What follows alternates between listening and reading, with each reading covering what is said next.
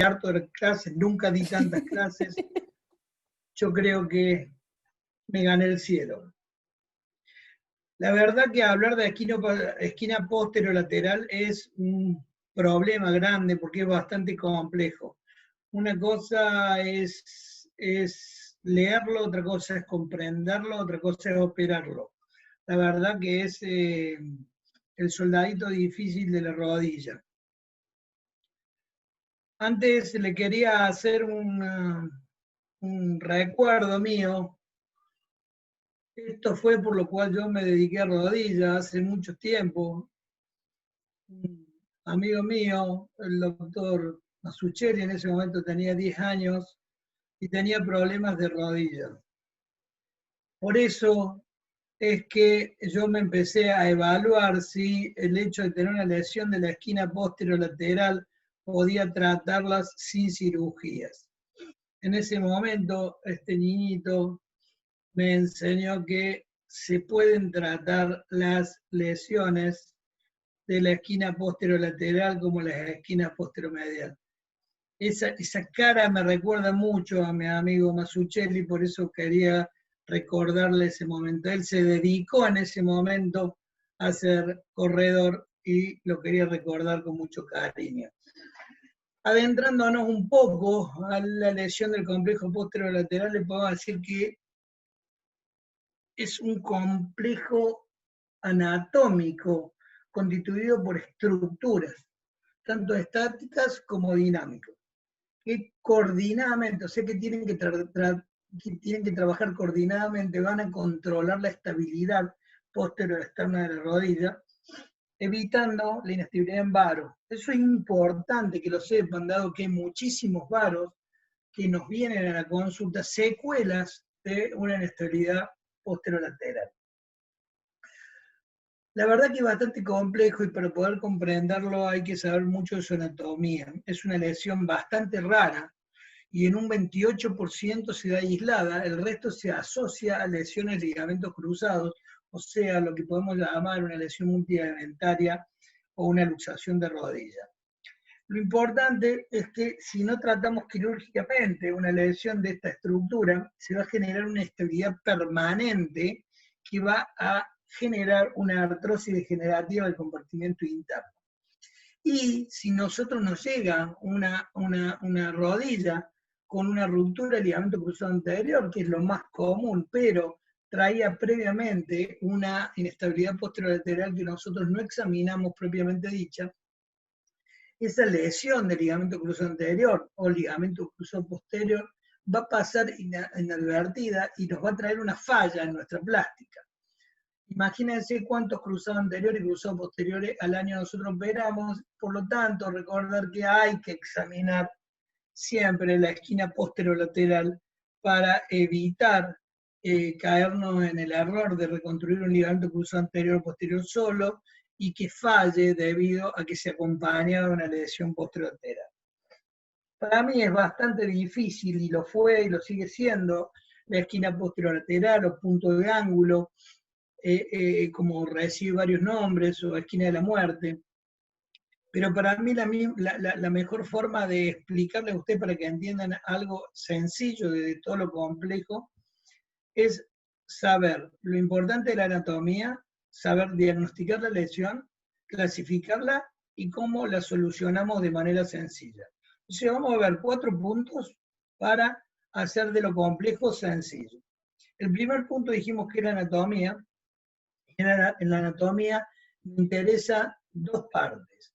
Uno, lo que se llama estabilizadores estáticos, pero de estos, todos los estabilizadores estáticos, que hay más que estos que le pongo, ustedes deben conocer las inserciones de los ligamentos laterales externos, ligamento peroneo popliteo y el tendón popliteo.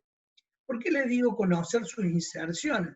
Porque con el tiempo se ha visto que los mejores resultados se ven con plásticas anatómicas. Por lo tanto, deben conocer sus inserciones por si las dudas hace falta replicarlas. También tienen que recordar que hay estabilizadores dinámicos que raramente se van a romper en una esquina posterolateral. Pero lo más importante que yo les pido es que se acuerden de estas tres estructuras, porque no vamos a trabajar sobre otra estructura que no sean estas tres. Por lo tanto, el ligamento lateral externo, no hace falta que repase esa anatomía, con esa foto les basta. Sí que la función es estabilizador primario del varo, pero también es secundario de la rotación externa. El popliteo estabiliza la rotación externa, pero también lo hace del varo en 90 grados de flexión. Fíjense la relación que van teniendo estas tres estructuras, y hay, como les dije, otras estructuras, pero solamente quiero enfatizar en estas tres estructuras y restarle importancia a las otras. Y por último, el ligamento peroneo popliteo, que he tomado muchísimos nombres diferentes, pero que la función es bien evitar la rotación externa y el varo, pero trabaja conjuntamente con el ligamento cruzado posterior, evitando la traslación posterior de la tibia. En la anatomía, en los libros de anatomía, lo pueden ver como un complejo popliteo cuando se une con el tendón popliteo. Fíjense en la anatomía y volvemos para atrás y recordemos estos tres: ligamento lateral externo, tendón popliteo y ligamento peroneo popliteo. Muy importantes sus inserciones, porque si vamos a trabajar quirúrgicamente, ustedes la deben reconocer, dado que los mejores resultados en las publicaciones hablan de reconstrucciones anatómicas. Ese era el primer punto. El segundo punto es cómo lo diagnosticaba, y para eso tiene que saber el mecanismo de producción.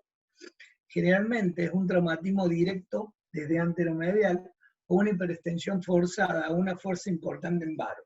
La verdad que de lo que llevo en la traumatología, raramente me saben explicar los pacientes cuál fue su mecanismo de producción. Lo más importante de cómo diagnosticarlo es que si es en agudo, se le va a manifestar con mucho dolor, mucha sensación de inestabilidad y una equimosis que se va a alojar en la esquina posterolateral y que puede ir asociada con un recurvato. Es importante en los crónicos que los pacientes relatan inestabilidad al caminar o subir escaleras, asociado o no a inestabilidad anteroposterior, y ahí está que hablamos que casi del 30 al 40% es solo, pero el resto se asocia a otras inestabilidades. Por eso es el inconveniente principal. ¿Cómo hacemos la semiología? La semiología la hacemos con 4, digamos, pasos diferentes o 4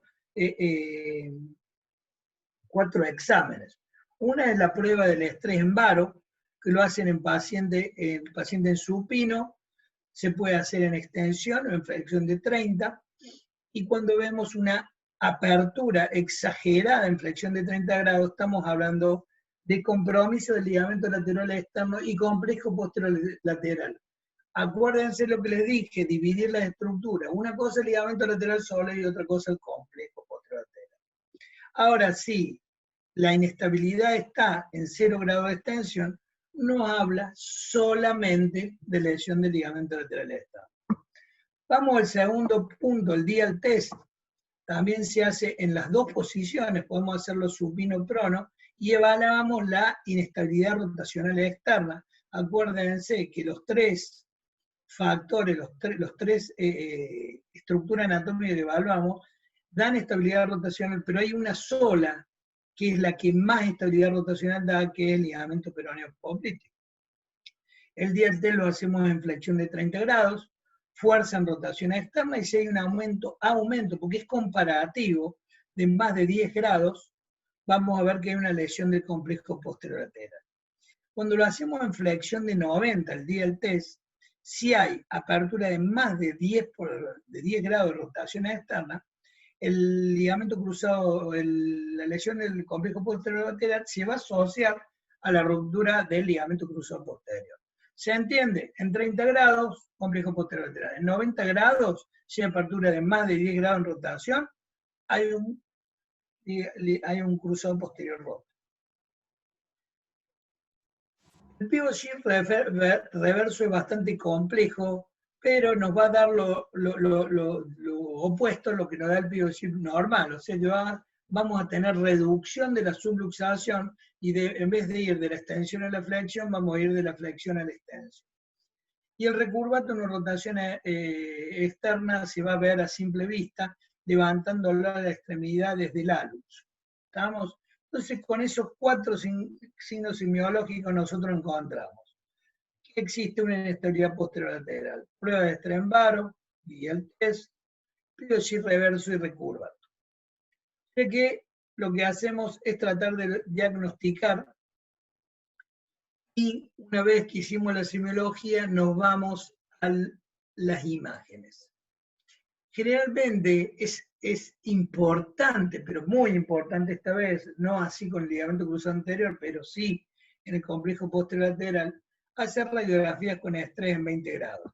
Otra vez, les vuelvo a decir que es comparativa. Muchas veces los he mandado a hacerles estrés en varo a pacientes y lo hacen de una sola rodilla.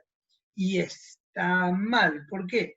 Porque estas son lesiones que se hacen comparativas por la laxitud, porque tenemos pacientes hiperlaxos. Entonces, cuando hacemos esta radiografía en 20 grados comparativa, vamos a ver dos tipos de lesiones. La tipo A, en la cual hay una diferencia de 2,74 milímetros de apertura, y nos va a hablar que está solamente roto el ligamento lateral externo. Ahora, la tipo B, cuando hay más de 4 milímetros, es una apertura bastante importante y nos habla de una lesión del ligamento lateral externo sumado al complejo posterolateral. Recuerden siempre que el complejo posterolateral son 3 estructuras y el ligamento lateral externo conforma ese complejo. La telemetría nos sirve, pero nos sirven en las inestabilidades posterolaterales crónicas. O sea, cuando hay un varo más una inestabilidad posterolateral, la solución va a ser diferente de la que vamos a plantear acá. Por lo pronto, es muy importante saber la radiografía, especialmente la radiografía en estrés. El otro tipo de estudio es la resonancia, donde vamos a valorar las lesiones intrasustancias y si está lesionado otra estructura. Como dijimos, en un 70% se asocian lesiones de ligamentos cruzados.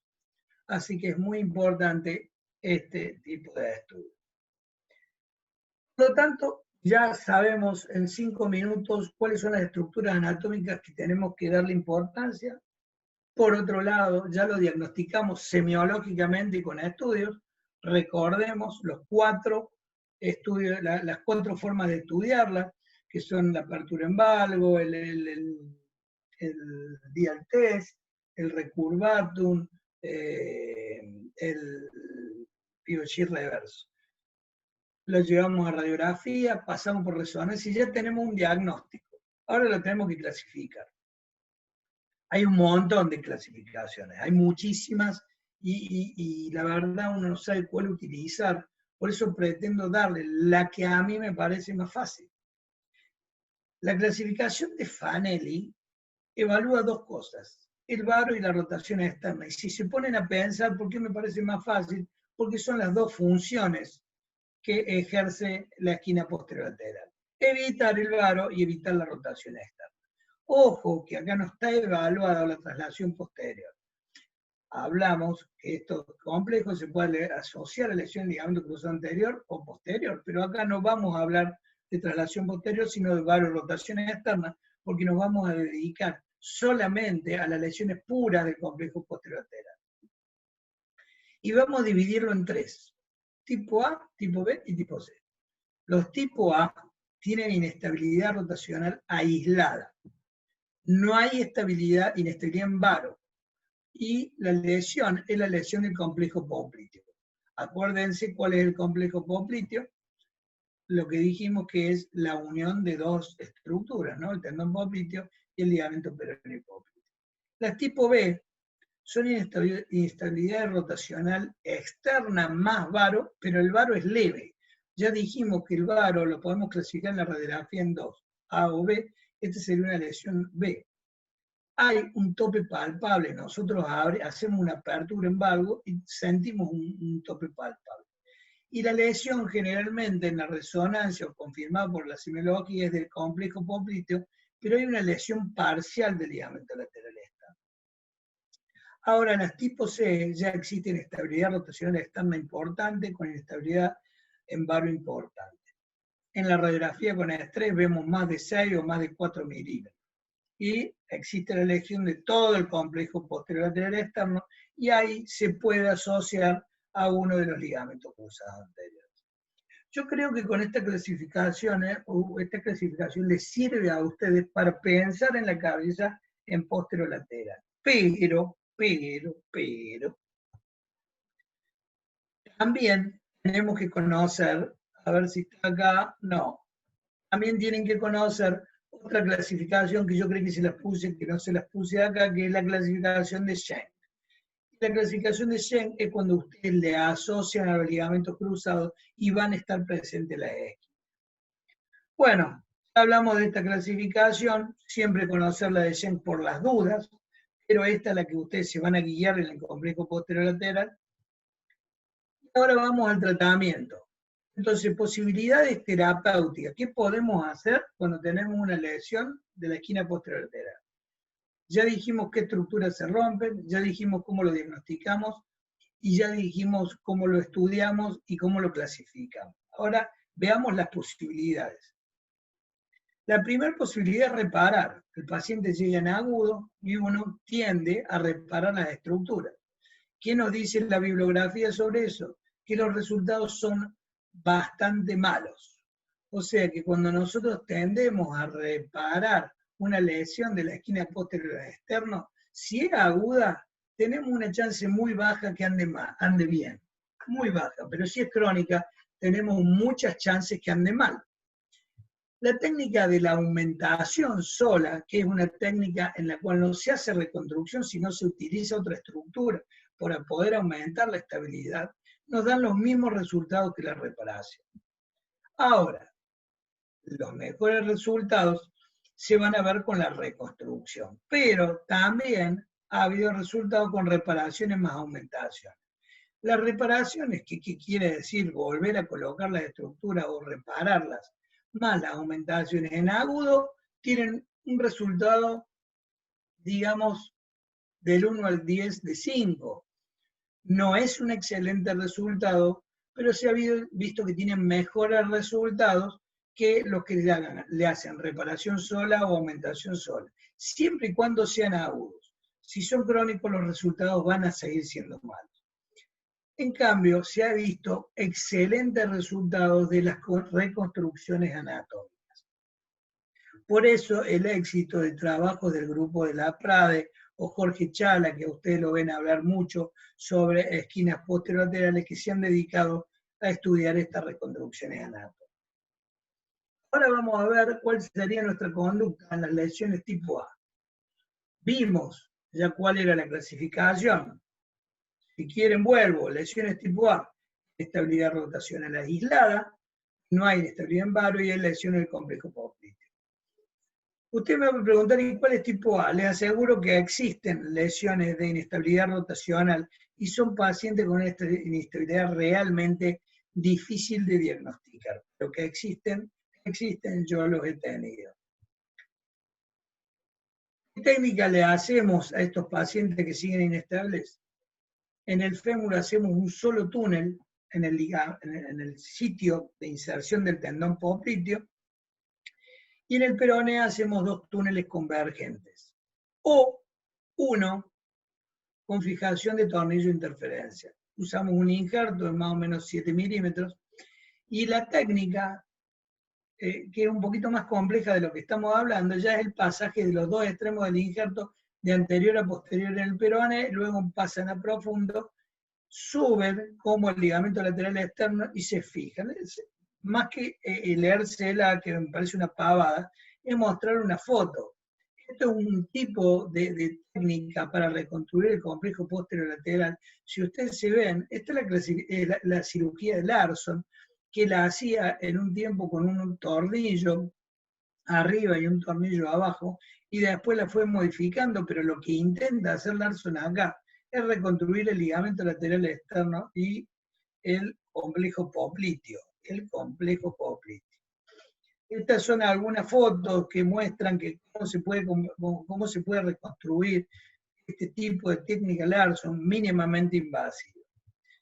Esta técnica que la vemos acá se hace con dos túneles en el peroné, pero se puede hacer también con un solo túnel y fijándolo con un tornillo de interferencia. Se puede hacer mini open y esta es una técnica de Larsson a cielo a mini open.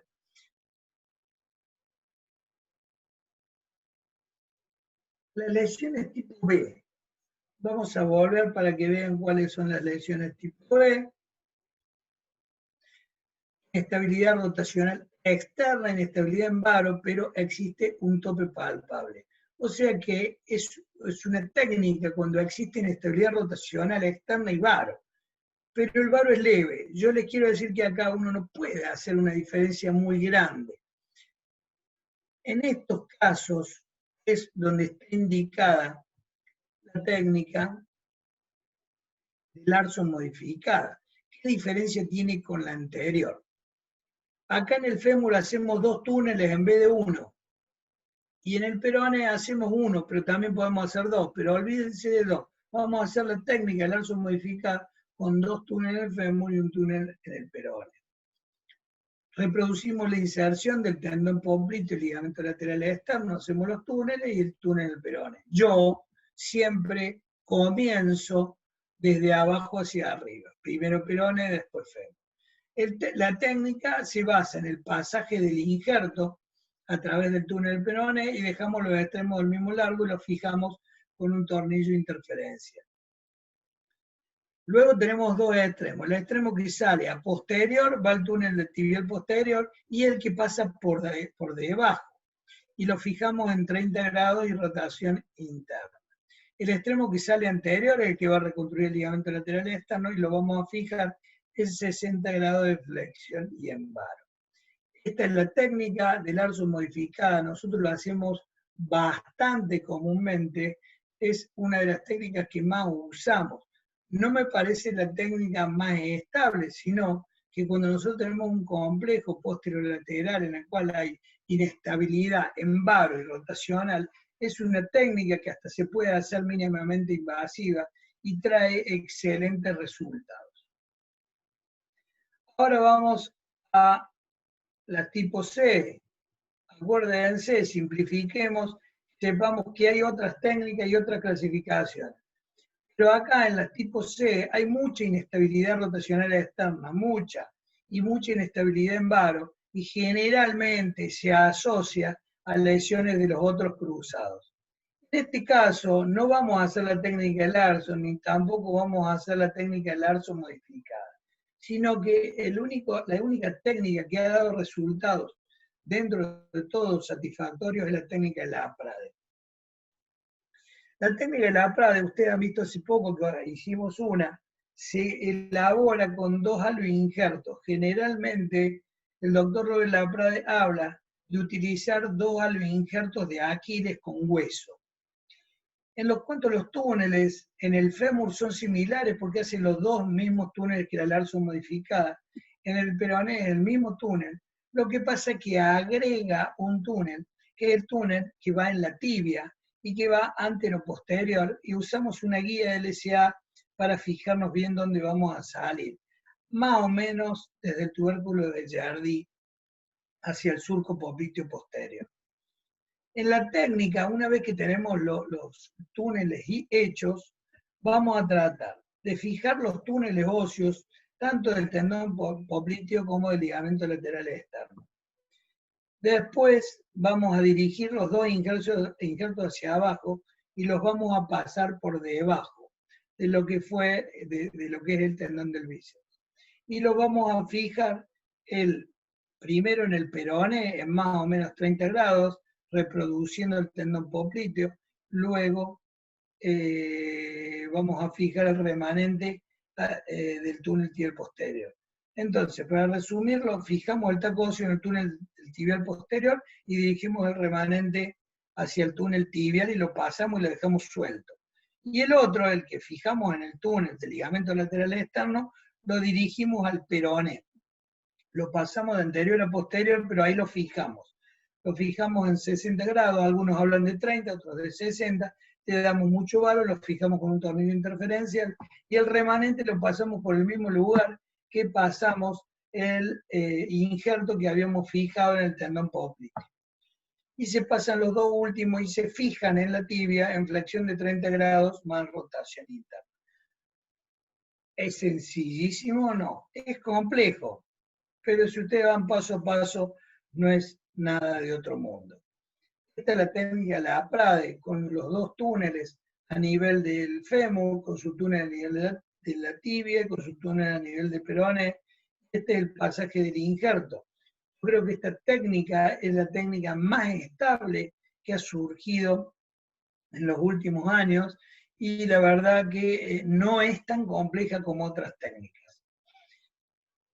¿Cómo llegar a hacerla? Este es el abordaje, siempre marcar anatómicamente el tubérculo de Gerdy, la cabeza del peroné, el cóndilo. Una vez abierto, vamos a encontrar tres ventanas. La ventana, vamos a encontrar dos ventanas. Por la ventana inferior vamos a localizar el nervio ciático-popliteo externo. Fíjense la ventana superior entre la fascia lata, donde nos da cabida para que nos entre la guía que va a atravesar el peroné. Ahí lo ven anatómicamente, por donde pasa el nervio peroneo, el nervio ciático-popliteo externo, el bíceps, donde se inserta en la cabeza del peroné, y el ligamento lateral externo. Es importante que se acuerden acá que cuando vamos a hacer una LAPRAD, y generalmente si van a hacer una LAPRAD se va a asociar a un LCA o LSP, pero si se asocia a un LCA, estos túneles que van a hacer en el fémur pueden mezclarse con una plástica de ligamento cruzado anterior.